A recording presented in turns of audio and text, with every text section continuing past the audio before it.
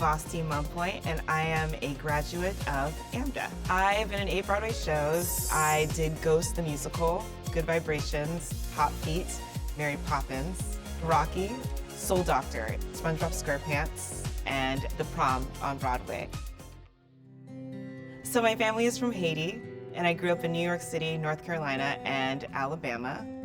I used art as a way to pretty much dissociate sometimes from feeling like I was the only person there that was like me. We were one of the few immigrants in town, and we were one of the few Black people in town. So theater was a place for me to find community. I started in dance though, and that was always my first passion.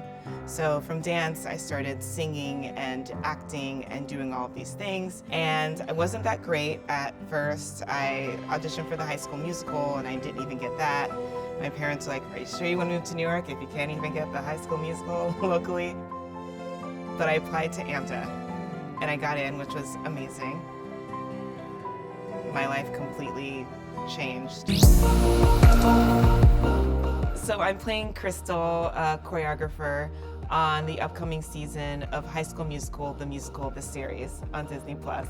The creator and writer, Tim Federle, we used to take tap class together. And we would always just laugh in class all the time. And he's the one that told me that I needed to start writing. I applied for the CBS Diversity Showcase, and it's a writers/sketch comedy showcase. And I got in, which was exciting. So Bits Gummies Folk in Love was a show that I wrote about a year that I had that was incredibly wild. I had been working nonstop, and my body started slowing down a little bit, but I ignored it. So I went to the doctor, and he was like, "You have tumors in your stomach." And he was like, "But it's not that bad, and if you do this, this, and this, and this, it'll be fine.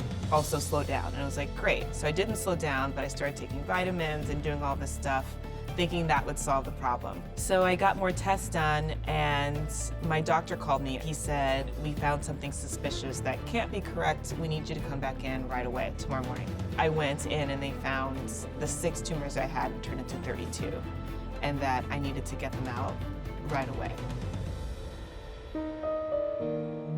I wrote the show about how I tracked how I got to that point and how I don't want to ever be at that point again, and like just kind of a gentle, soft, loving warning for people not to do what I did.